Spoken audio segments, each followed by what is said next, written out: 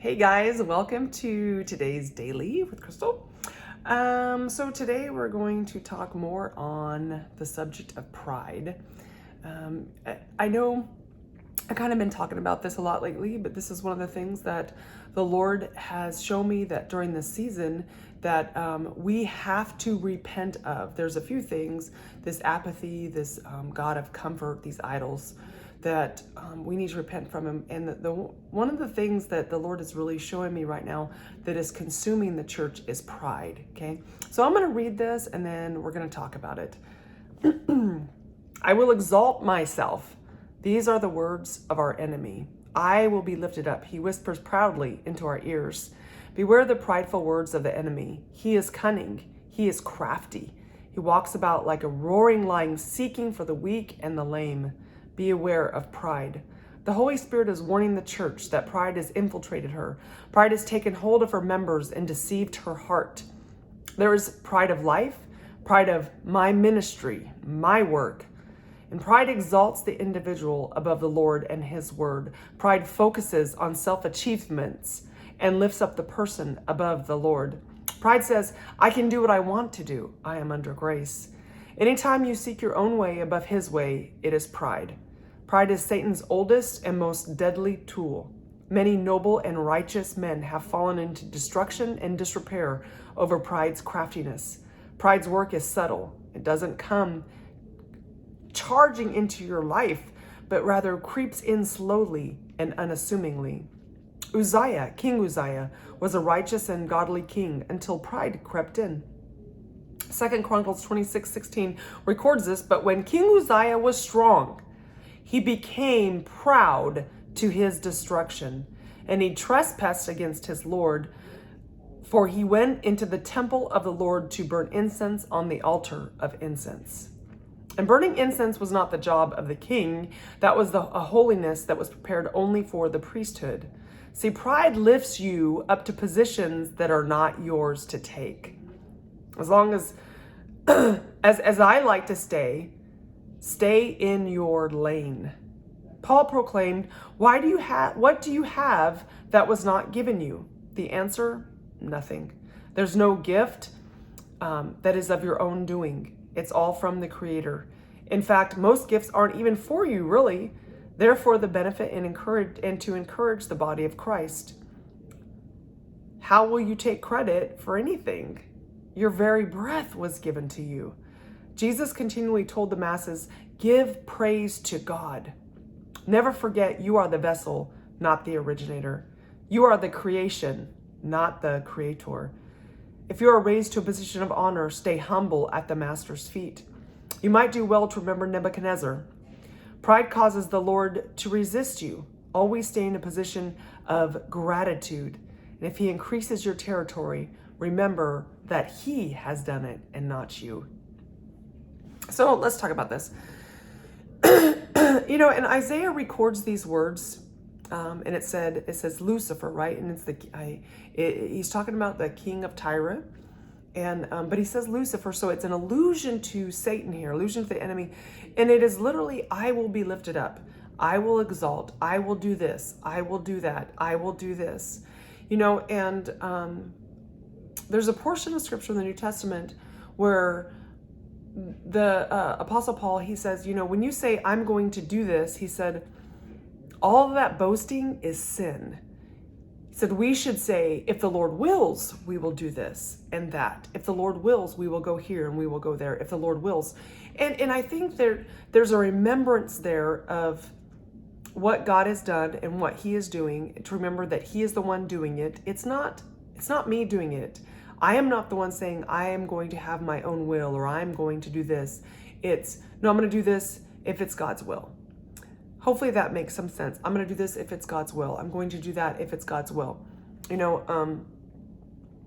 I remember when I was writing my first book, and I was writing, and I never, listen to me please, I never wanted to publish a book. That was not in my heart to do. And I sent it to my spiritual mother, my spiritual mentor, and I sent it to her, and I said, I said, I've just been writing some stuff down, can you just look at this and make sure? I had asked her to make sure it was biblically accurate is what I'd asked. And she said, you need to publish this. And I was like, oh, no. I'm not going to publish this. I don't want to do that. And she said, no, you need to publish this. So she helped me. I sent letters, to try to find a publisher. And after I had got rejected a few times, because it's hard to get a book published if you've never done it. If you can anybody can self-publish, you can do that. That's not hard. But to have somebody else publish it for you, it's a hard process. You have to send in portions of your manuscript. There's a lot of stuff that you have to do. It's not, you just, it's rare that you would just get picked up unless you're already a known author. And so I had sent, my manuscript and some portions of it to some publishing companies, and I got, rejected. So after a couple of rejections, I was just like, okay, this is not the Lord's will. And she said, Crystal, I'm going to start a publishing company and I'm going to publish your book. This needs to be published. And the whole time I'd been praying and I was like, Lord, I do not want this if it's not your will. I do not want this if it's not your will. And I still don't. I don't want anything if it's not God's will. And that's that part, right? We say, Our Father who art in heaven, hallowed be thy name, thy kingdom come, thy will be done, thy will be done. And this is a daily prayer, and we should really want nothing in our life that's not of God's will. I tell young gals this all the time. I said, put every decision before the Lord. Put every decision about a job, about a potential spouse or anything. Put it before the Lord, and don't say, I want this. Say, Lord, if it's your will, let it be done. Let it be done. Because here's what happens a lot, and I've seen it so many times, is that you can press your will and you can get what you want because God will give you what you want, but it doesn't mean that it's God's will. It's you pressed your will hard enough and God just said, fine, you want it? Get it. But that thing is gonna produce some kind of destruction somewhere. So I've watched people take jobs they weren't supposed to take. I've watched people get into marriages they should have never have gotten into, and these things have not ended well. And so I have learned in my life to say, Lord, I do want this, but nevertheless, your will be done. As Christ prayed in the Garden of Gethsemane, he said, let this cup pass before me. I don't want to do this. He didn't want to go to the cross. The flesh didn't, I should say. The spirit was willing, but the flesh was weak. The flesh didn't want to go to the cross. Nobody in their right mind willingly signs up to die like that. It's not, you would just not do that. And so the flesh is rejecting that, and the spirit says, I know I must go through this. But he said, nevertheless, your will be done. Even Christ came to do the will of the Father, not his own will. It was the will of the Father. And so that's the part, right, is that people don't think about pride. When you press your will, it's pride. When you seek your own way, it's pride. When you want and you press your will to get what you want, that's a spirit of pride. That is a prideful thing. And you say, I'm not saying I will be lifted up, but what you're saying is that your decision is being elevated above God's will. Your will is being elevated above God's will. So we have to be very, very careful of that. One of the big things in the church is a pride of my ministry. And I think about what the scripture talks about, right? It's the gospel of Jesus Christ. And Jude says this, he says, contend for the faith. You're not to contend for your ministry. That's pride. You don't contend. And that's why there's wars and that's why there's so much problems, as people have contended for their own ministry and they've contended for their own work. They're not contending for the faith. That whole scripture is about contending for biblical faith. It's about staying true to biblical doctrine, about scriptural truths. It has nothing to do with personal faith. So Jude says, contend for the faith, those scriptural truths. That's what we are to be contending for. God's word, God's truth, God's will, God's way. And what we have in the church is my ministry, my mission, my way, my work. And that is being elevated above the gospel. Say, I'm called to this. Stop.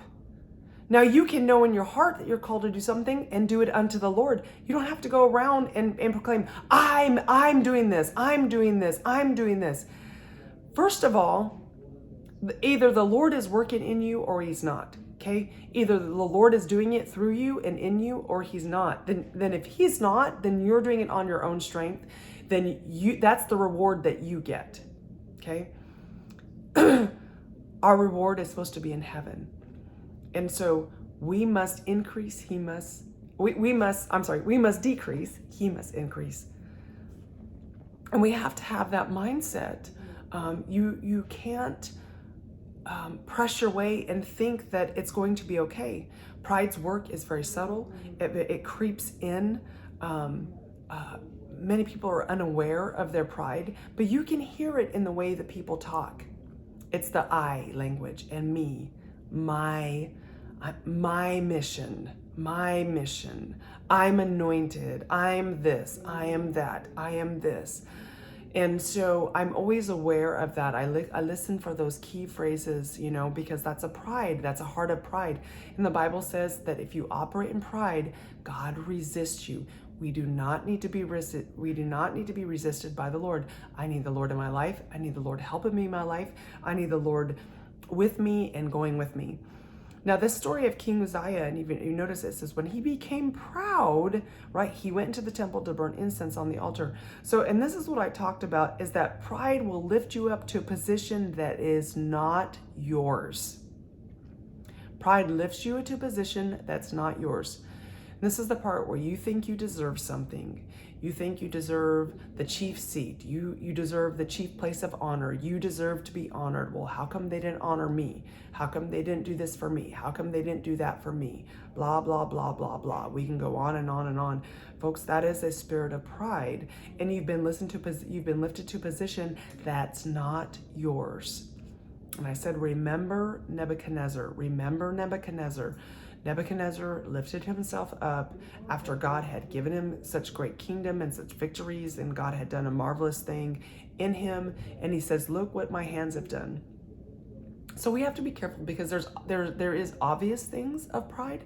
There's obvious things that you can say, man, that's prideful. But there's also subtle things of pride. And so we don't want any part of pride at all. I don't want anything to do with pride. If I see pride in my heart, I'm like, oh, yuck, I hate it. Lord, cleanse me of that pride. Get rid of that pride in the name of Jesus, okay? What do you have that was not given you? And this is Paul's question for us. What do we have that was not given us? The brain, the ability to use my mouth, the ability to use my words, the ability to teach, the ability, right? All of these things, these were talents and gifts given us from the Lord. And so we can't say, I have done this. It is God in me. I was just a willing vessel, okay? I didn't sit around and do nothing. You can't just sit around and do nothing and say, well, it's all God. Well, no, God wants to work through you. You have to do something. You have to act. You have to get up out of your seat. You have to do something. You've got to allow the Lord to use you. But it's not you. It's the Lord in me.